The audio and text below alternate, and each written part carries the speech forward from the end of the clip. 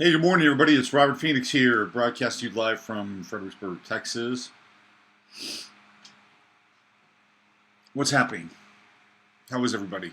It is a little on the late-ish side, 8:43. I had to take care of some other business this morning, so we have a lot to talk about, and so I'm going to kind of get right into some semi-personal stuff, and then we're going to zoom out and go global.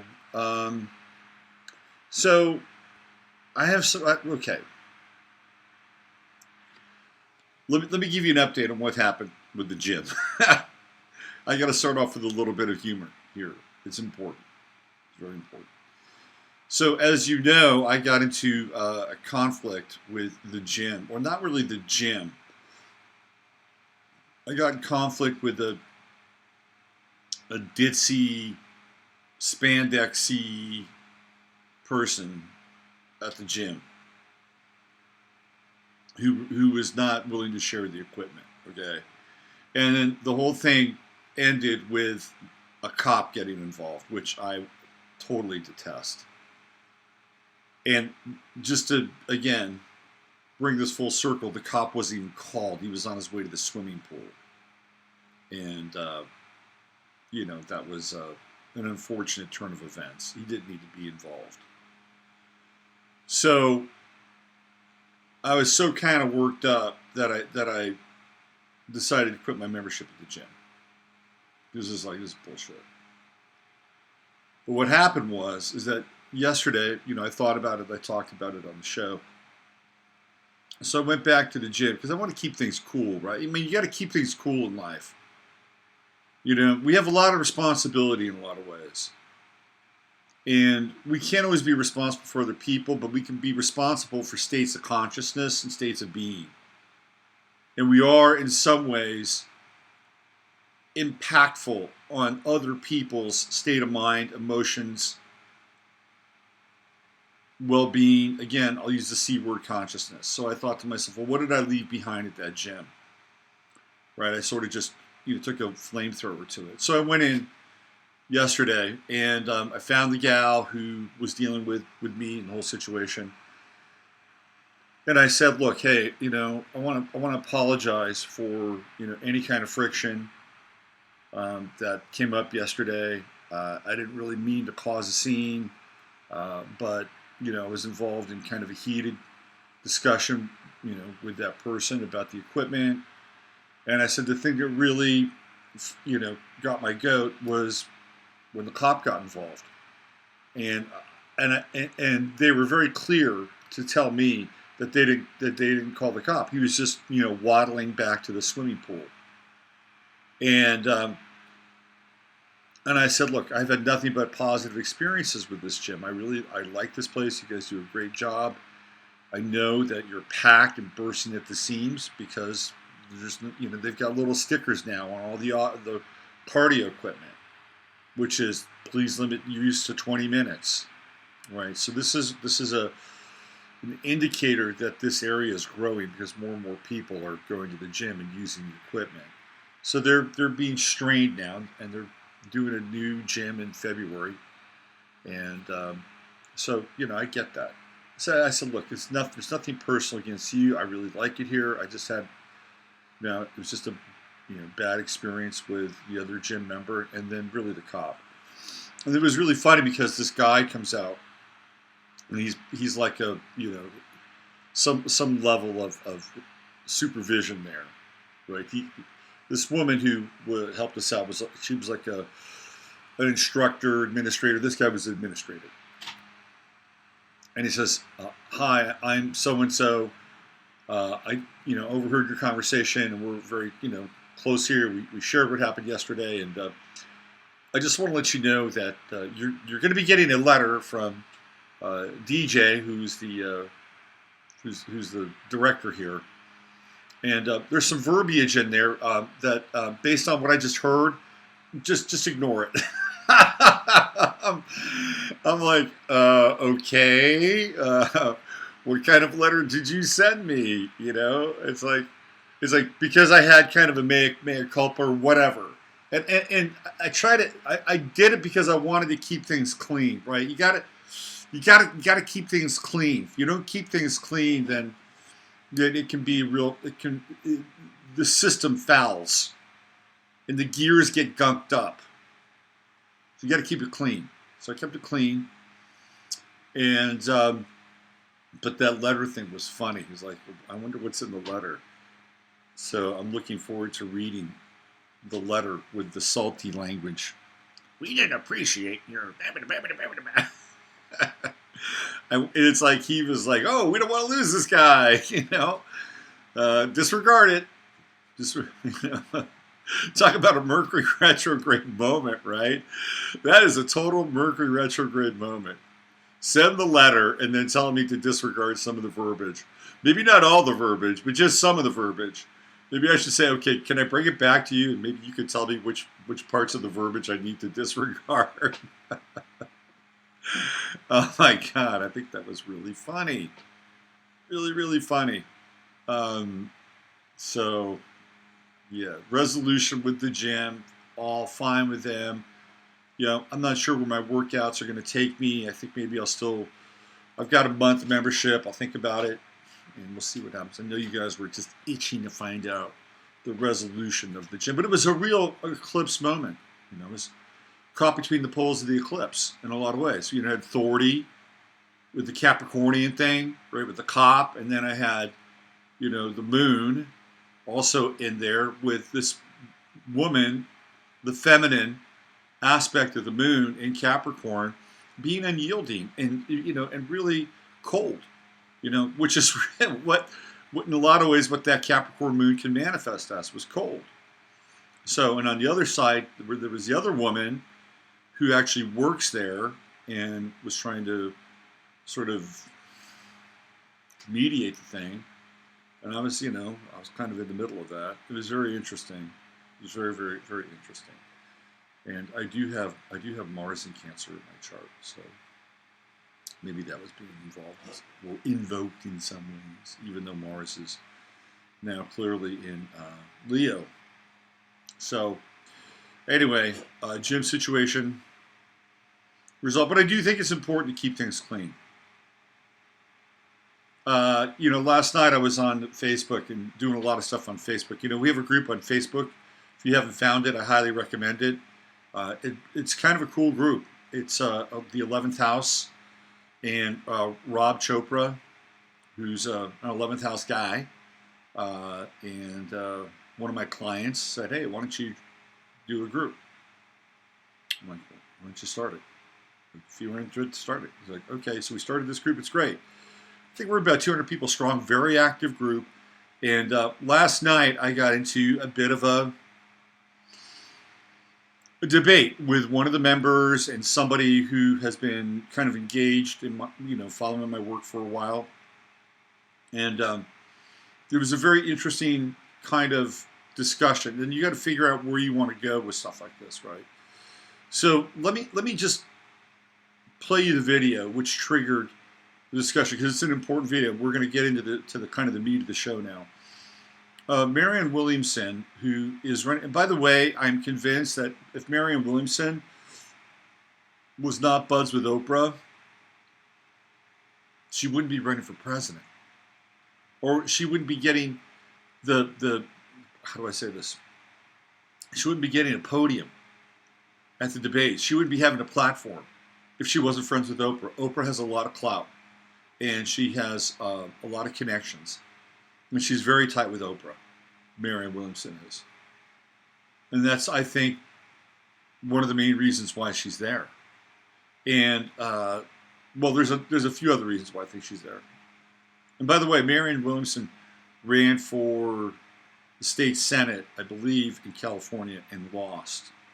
So she's had political aspirations for a while. It's not like she just received a message from the divine mother or the divine feminine or whatever Marianne Williamson believes in. But she's been aspiring towards politics for a while. And my beef with Marianne Williamson and these other so-called New Age leaders is that I think basically they're full of shit. and that if they were really on their game and really engaged in truth and consciousness, they would have really dug deeply into the darkness. You know, they all talk about shadow work, but they would have done that, and they would have, you know, stared into the face of the beast, would have stared into the face of 9/11.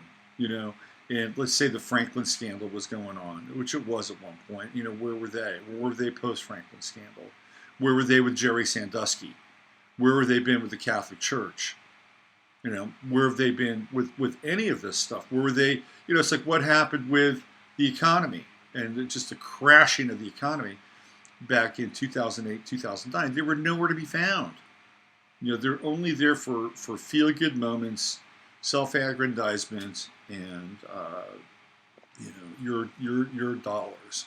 So I've had a beef with this group of people for a while now. And Marianne Williamson's in that bucket. I'm sorry she is. You know, where were they on 9/11? You know, it's like to me, they're just front runners. That's all they are, is front runners. And I get it. They're there to help people and find their strength or whatever. You can put them in that bucket. For me personally, the two are intertwined. We cannot become who we are at a deeper, more authentic, sacred level unless we are untangling the darkness both within us and without us. The two are synonymous to me. They're synonymous because we could be, you know, as within, so without, and all. And it's a freely circulated system. And so the two are, to me, the two are synonymous.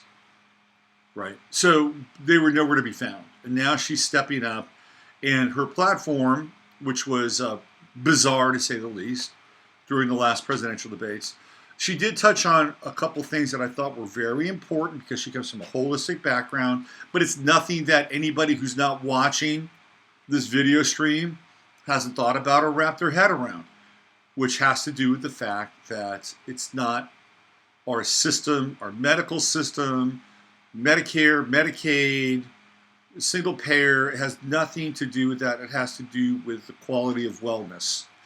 It has to do with the food we eat, the water we drink, the air we breathe, the stress that we allow ourselves to be the recipient of, or the stress that we allow into our lives. You know, all these things factor into healthcare or wellness.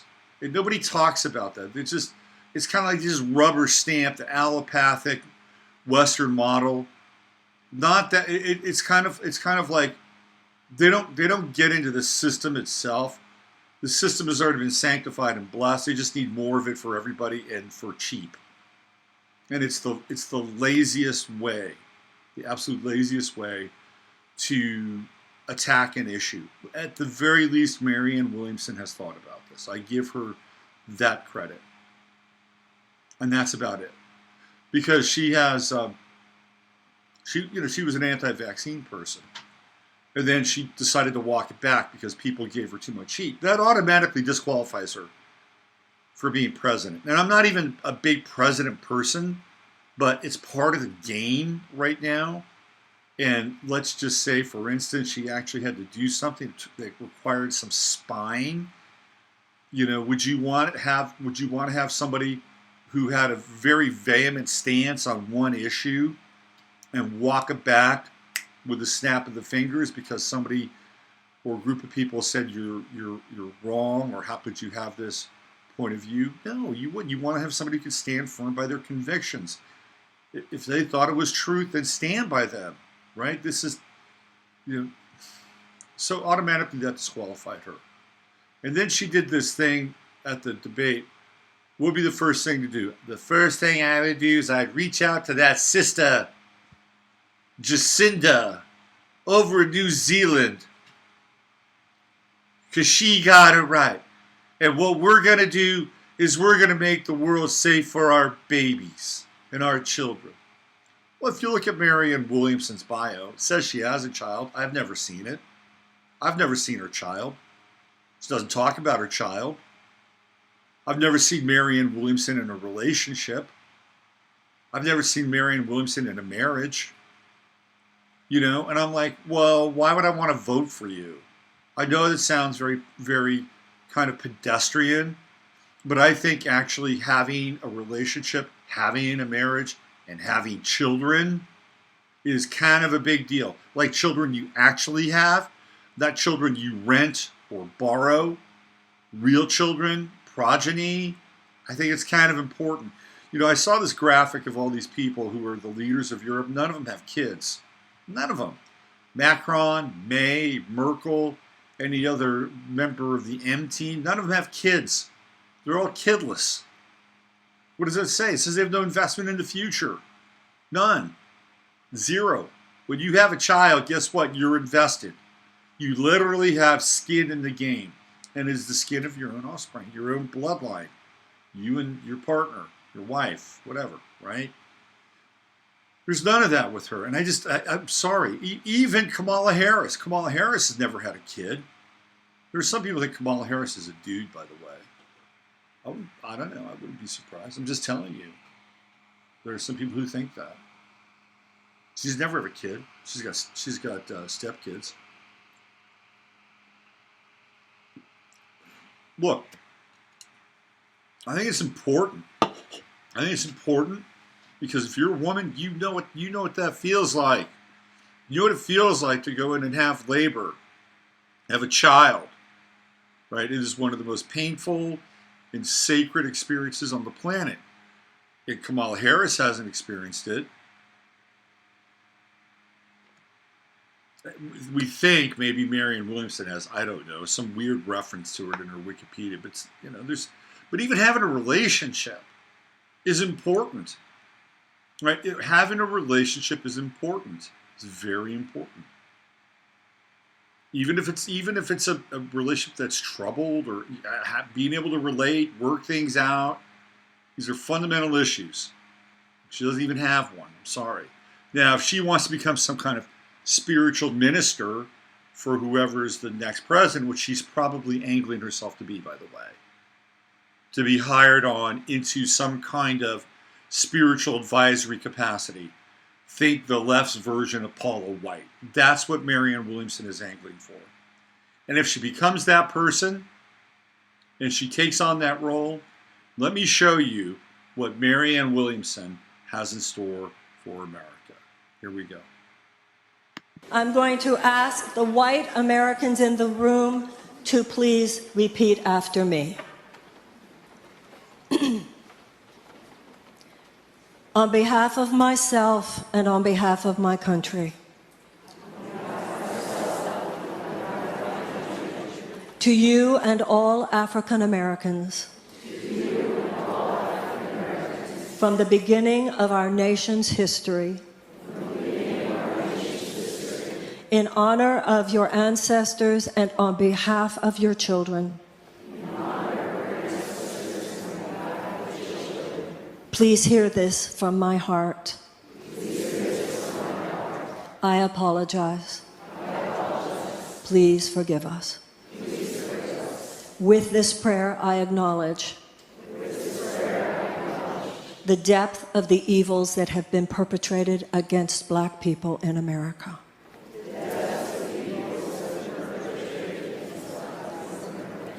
From slavery to lynchings, to white supremacist laws, to the denial of voting rights, to all the ways, both large and small, all of them evil, all of them wrong, for all the oppression and all of the injustices. I apologize. Please forgive us.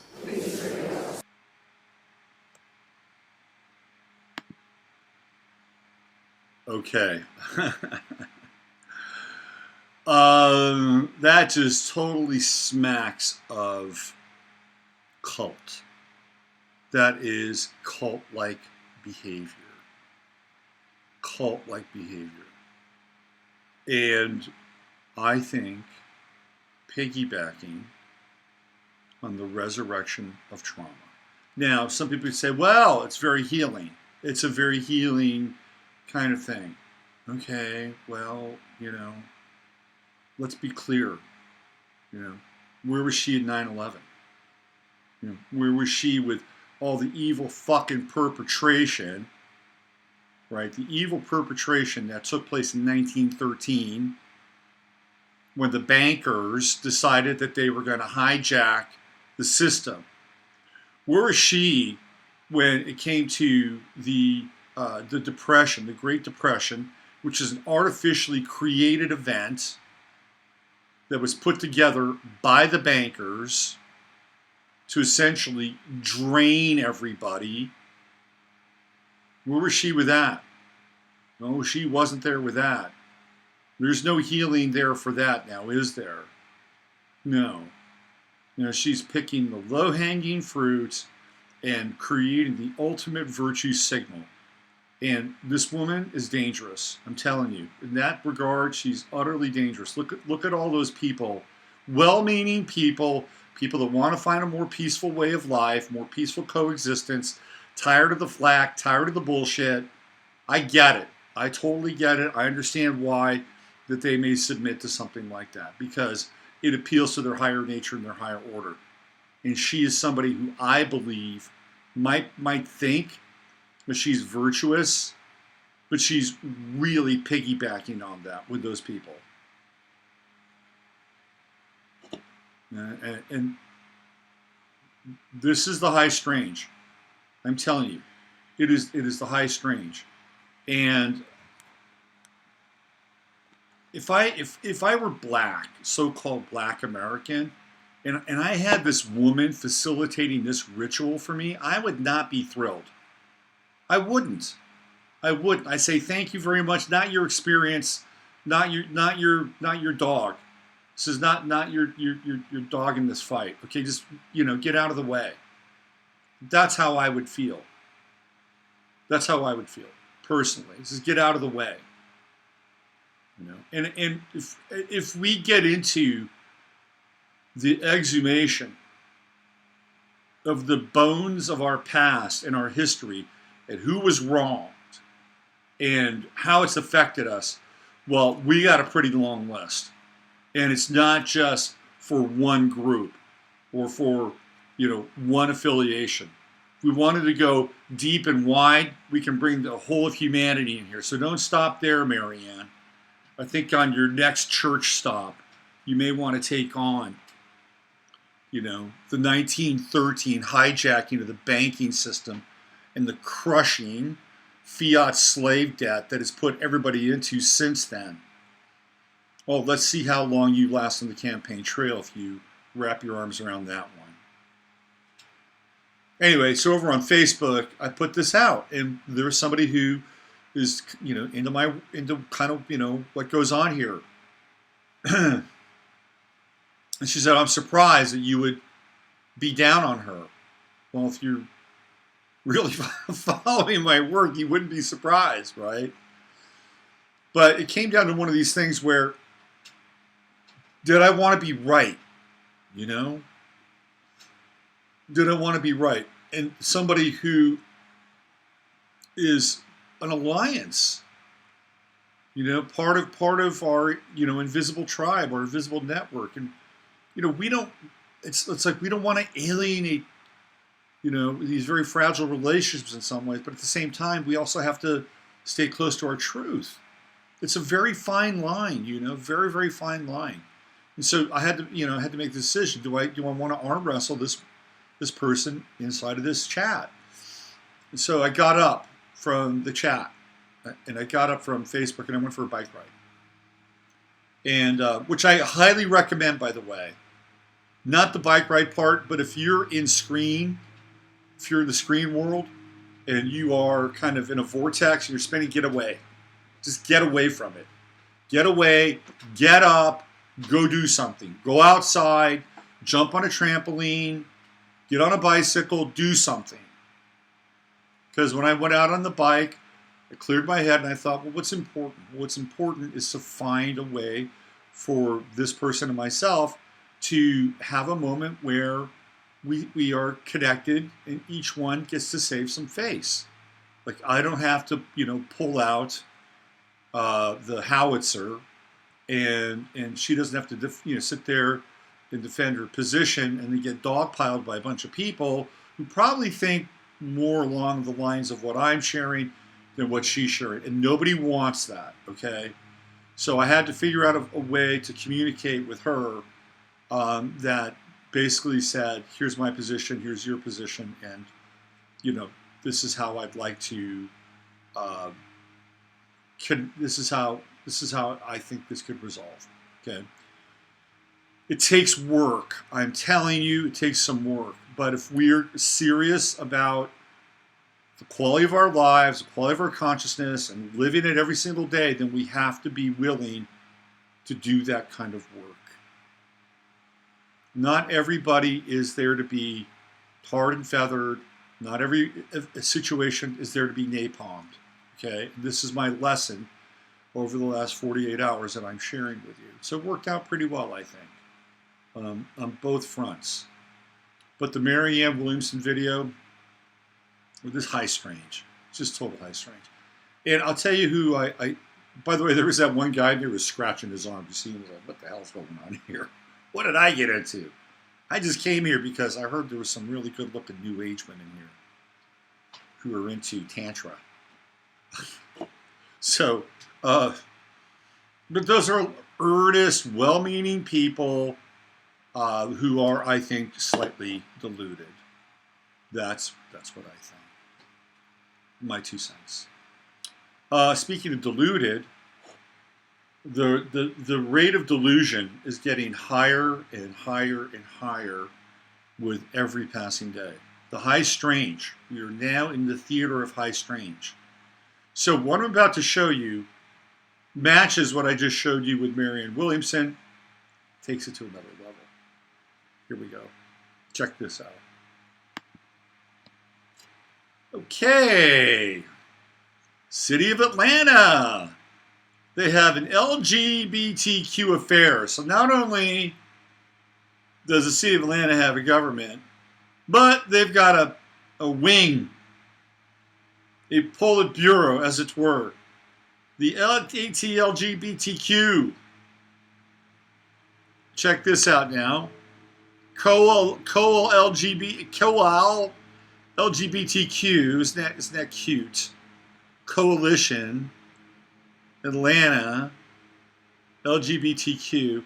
We want to thank our friends at the Atlanta Hawks, Atlanta Falcons, Whole Foods, GA Beverage, and Atlanta Pride for partnering with us for Drag Queen Story Hour. Okay, so Drag Queen Story Hour just got corporate sponsorship. Whole Foods, Georgia Beverages, the Atlanta Hawks, and the Atlanta Falcons. That means that the NFL and the NBA are backing Drag Queen Story Hour. We have the Atlanta Seal with the Phoenix right there, rising from the ashes. And, okay, Drag Queen, this nice little crown over the Q, hosted by, not just hosted by Mayor Keisha Lance Bottoms. Now, what is up with that name? Keisha Lance Bottoms. You know, funny, that name Lance Bottoms is a combination of 2 names. It's a combination of Timothy Bottoms, an actor who played Corporal Lance in Apocalypse Now. He's the surfer. He's the surfer that goes off the deep end and loses his shit. So her middle last name, whatever that is a combination of an actor. But okay, so Bottoms is a little bit bizarre, right? Bottoms, there's tops and there's bottoms. And Lance has long been associated with a name that represents gay culture. Lance and Bruce, two big gay names, with Rodney maybe being a distant third. Mayor Keisha Lance Bottoms and Miss Terracotta Sugar Baker. Aw, isn't that sweet? In partnership with the Atlanta Hawks and the Atlanta Falcons. That's the NFL and the NBA, folks. The NFL and the NBA is endorsing Drag Queen Story Hour. I hope Jason Whitlock gets a sniff of this. I hope he gets a sniff of this. I want to see what Jason Whitlock does with this. This is where the high strange is headed. Oh boy, wait till the NFL fans get a hold of this. Now the NBA fans, they're a lost cause. They're a total lost cause. You know, the NBA fans are the NBA has like decided to ban the use of owner. And now everybody's being called governor. Hey, governor! Hey, governor! They're not even owners of teams anymore. Hello, governor! Top of the day! Wait till the NFL fans get a hold of this. Oh, this is going to be interesting. Going to be fun to watch. Why are you being so hateful? This is the high. We have entered into a period of high freaking strange. Keep your eye on that story. It's going to go big. It's going to go viral. People are going to talk about it. You know, it's another shot across the bow, you know, in the ongoing firmament of the culture war, which we are thoroughly in at this point. We are deeply enmeshed in a firefight in the culture war. And who controls the narrative and what the dominant narrative will be as a result of this. And it's going to get ugly. It's already, you know, bringing up a lot of stuff with our president, Donald Trump, and his now infamous tweets that were trained on Ocasio-Cortez, Ilhan Presley, Ilhan Omar, is it Ayanna Presley? Ayanna Presley, Ilhan Omar, and Tlaib. Is it Rachel? Rachel Tlaib. The four horsemen of the apocalypse, so to speak. Trump, brilliant tweet, totally brilliant tweet. And what now? I don't agree with the whole Israel thing. I think that comes from Lindsey Graham. I break camp with Trump on that, but I think Trump is probably pretty strategic about it. I'm just in my head. I'm giving him the benefit of the doubt because if not, then you know, there's just a lot of stuff I don't co-sign for it anyway. But I'm just going to give that this is kind of be high gameplay. But anyway, what he did is he used a Saul Alinsky tactic. He out-Alinsky'd the Alinskyites. Totally. He went after their character and he created something which froze and polarized the opposition. Because now they had to take a side, right? Nancy Pelosi had to take a side. All the Dems had to run around and create a human shield around those four. And then last night, Al Green from Texas, not the singer, but the guy who's the congressman, filed articles of impeachment. So what Trump is doing is he's smoking them out. He's smoking them out. And he is, he's going to win this. Because what he's done is he's exposing the Bolshevik plot for what it is, which is the total overthrow of the governing structure of the United States. This is what these people are involved in. And nothing is ever going to be good enough, no form of capitulation. They don't want to share power. That's not what they're about. They're into full spectrum dominance. And he just hit them with a big, bright searchlight. And Ilhan Omar is taking a lot of heat. A lot of heat. She was walking back to her office, and they were asking about what happened down at the ICE center, the border center, and how there was major action, explosions, the raising of the Mexican flag, and they were asking. She was asking. They're basically saying, this was done by Antifa, and how do you feel about this? Do you see it as a form of terroristic violence? She wouldn't even open her mouth. She wouldn't open her mouth. Now, how do you think that looks? This is a war perception and controlling the narrative. And some people think that Trump's tweet was racist. Go back to where you came from. Well, some people will say, well, Tlaib and Presley and Ocasio-Cortez were born here. Ilhan Omar from Somalia. Anthony Scaramucci, denounced Trump's tweet as racist. So they're using this tweet now as something that will be an article of impeachment. Look, we're playing for high-stakes poker here. Really high-stakes poker. And I'm not a fan of the nationalist. If you're going to be a nationalist, you're going to be a Zionist model. If you're not going to be a nationalist, you're going to be a socialist Bolshevist model. I'm not a fan of either, to be honest. I'd like something a little more, how shall we say, disentangled. But at the same time, there is definitely a major putsch going on. There is a putsch. And what's happening is what Trump has done is he's, again, thrown some sunlight on that situation and exposing these people for who they are. They're not involved. They're not involved in the democratic process. They are social agitators. Now, some people could make a case, well, they're there as plants.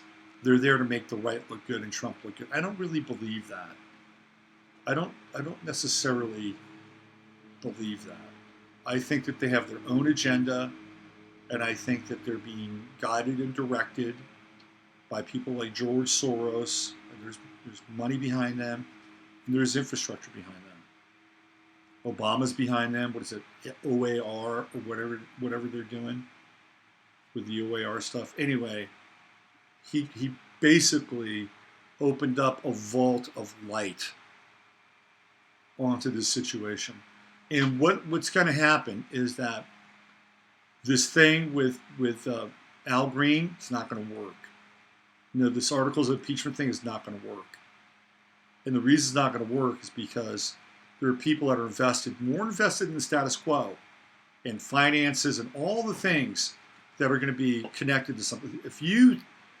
If Trump gets impeached or they go through these proceedings, what do you think is going to happen to the economy? For the Democrats or the left or the new Bolshevists, for them to, Jasper's come on over here, man. Let's go. Come on, you make that leap. You're an athlete. Come on, you can do it. For them to go all in like that, completely torpedo the economy. And there are a lot of people that are investing in the economy, trust me, and they want nothing to do with that. So what he's doing is he's smoking them out, and he's finally getting them out front, and he's gonna essentially expose this. It's like, you're gonna go here now? Okay, let's go here now. Let's go here now, because I'm gonna wipe you out before the next election happens. And they have played right into his hands. Right into his hands. Whether you like Trump or not, whether you believe he's the real deal, whether you think he's a racist, whether you think he is a Zionist stooge, what he did is he got these people to play right into his hands. And you don't think that this guy can't handle the heat or what's coming at him? Of course he can. What have you been witnessing for the last 2 years? You've been witnessing somebody under unending attack. Unending attack. from the media, from his political, uh, uh, not allies, but his political foes, opponents. Unending attack. Unending attack from celebrities, defaming him at every turn. Defaming his wife, defaming his son, his family. This guy, no matter what you think of him, he's been a human voodoo cushion. A human voodoo doll pin cushion. That's what he's been. You don't think he can take the heat on what's coming? You haven't been paying attention. Just not been paying attention. He'll take the heat. He'll totally take the heat. So this is an interesting moment. This is the polarization. Remember I was talking about the polarization with the upcoming eclipse. And it has never been more significantly polarized now. And the reason why is because he's shining light onto this group and making the Democrats claim them, support them as their own. Kind of a brilliant move in a lot of ways. Is it racist? I don't think it's racist. I don't think it's racist. I think what he's saying ultimately is that you come from a place, and if you don't like it here, go back to that place that you or your family came from. I don't think it's racist. What would happen if Pete Buttigieg was there? Where would he send Pete Buttigieg? Maybe to the Castro district in San Francisco. Maybe that's where he'd send him. Mayor Pete has been mighty quiet, by the way, if you're just keeping score at home. I want to talk a little bit about this Area 51 thing before we get out of here today. It's a trip. I mean, there's been 1.5 million people on Facebook saying they're going. Whether that's true or not, I don't know. But what's, I think, the fascinating thing about this Area 51 deal is it coincides with Bob Lazar's documentary on Netflix. And Bob Lazar was a point of disclosure 1.0, and that was with him, John Lear, and Stan Friedman. Those were, I think, the three main figures around that. Those guys were popping around in the early 90s. That's when I knew of them. 90, 91, 92. That's when they started to hit the scene, right? John Lear's got this story of seeing somebody go into a phone booth and disappear and then popping up in some other part of the world. Just like in They Live. It is, wild, crazy stuff. Anyway, this Bob Lazar documentary apparently has spurred a younger generation, millennials. These are millennials now that are discovering Area 51 and acting in a very millennial, extreme kind of way.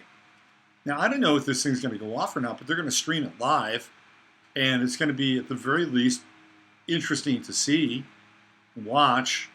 The government and the secret government, they got a lot invested in that place, even though I do believe most of the super high-tech stealth stuff has been moved to Dayton, Ohio, and Wright-Patterson, and other places as well.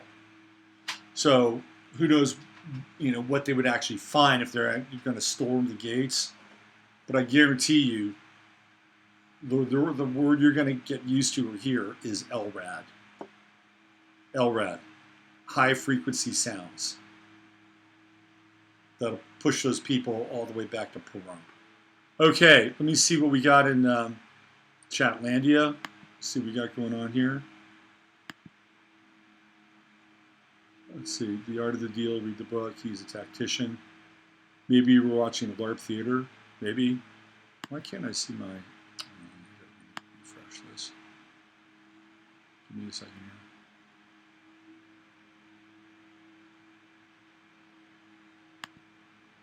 Okay, now I'm catching up with myself.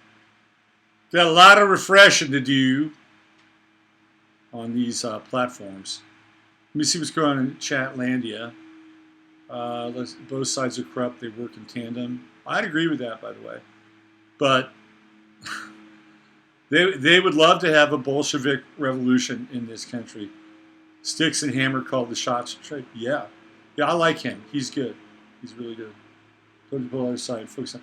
Yeah, it's good to not get pulled out. But here's the deal, right? We have to be able to understand, what the dynamic is.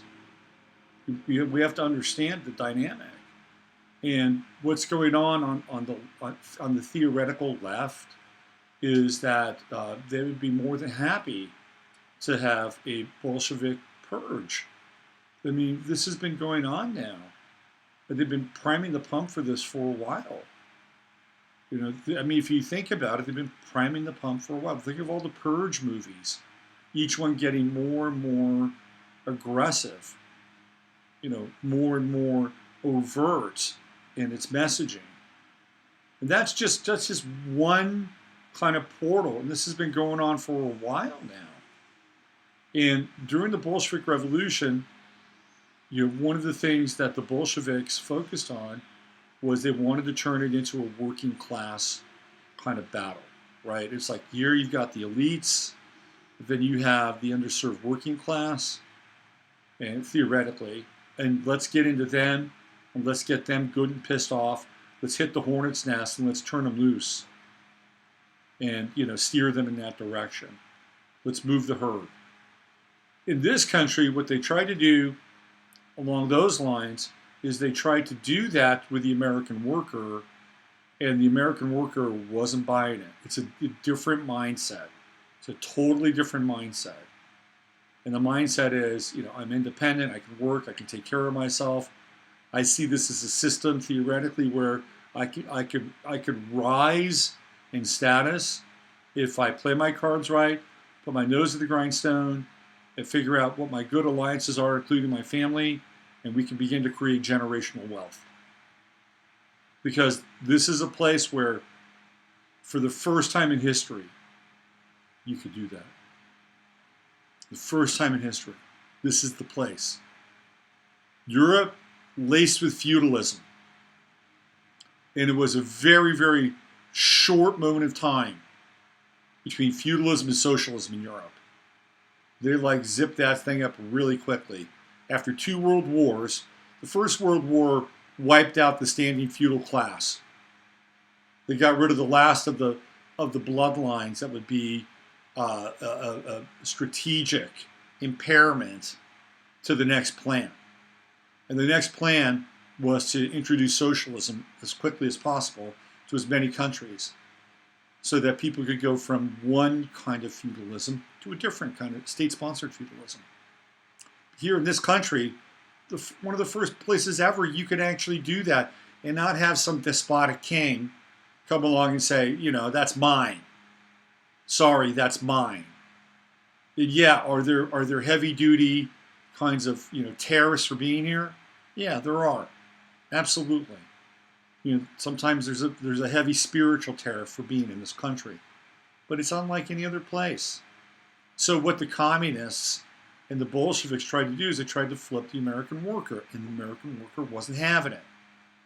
So then they turned their attention to a different part of the underclass, and they specifically targeted Black America, and then subsequently have targeted other groups that were not necessarily underclass, although that did enter into some of the equation, but they were in a position where they felt excluded or on the fringe of the American story. And in some cases, actually having to deal with very real conditions of separatism, which does not feel good. I'm not supporting any of that. I'm not supporting the black fountain and the white fountain. I mean, I think that's abhorrent, okay? So let's be clear, one nation under a groove, all right?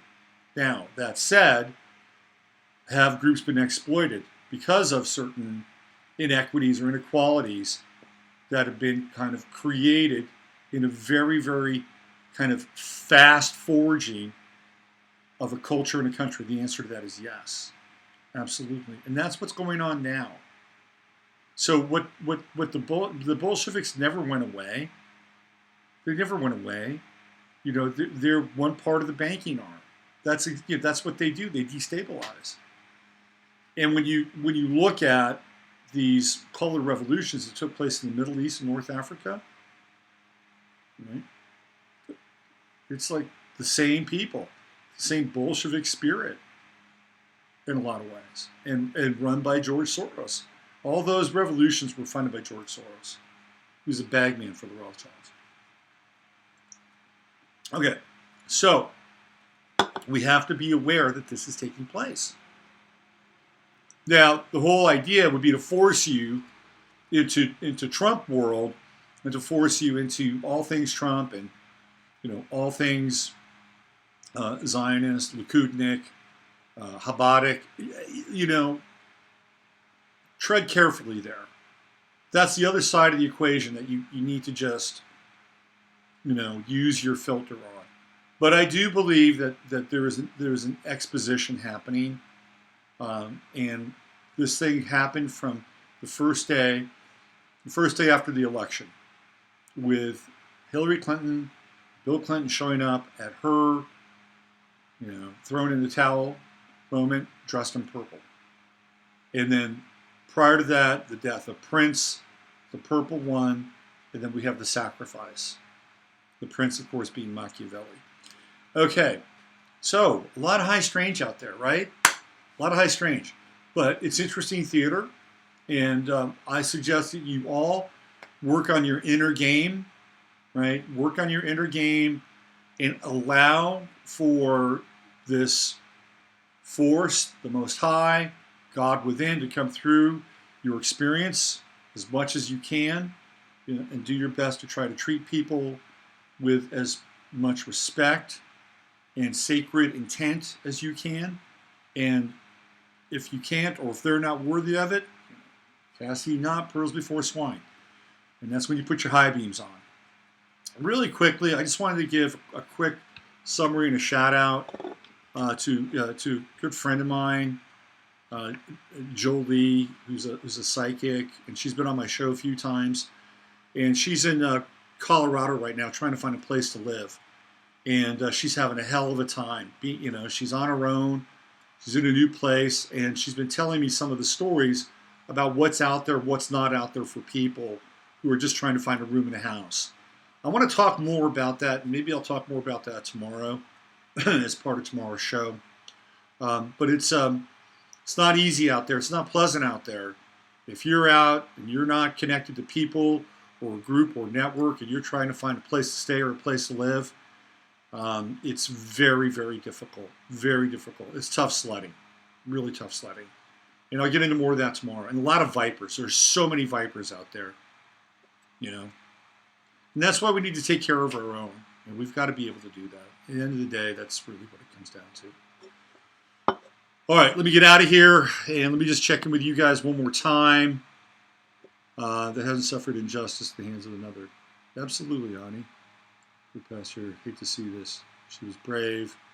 She's about it for a long time. We're talking about Tracy. Yeah.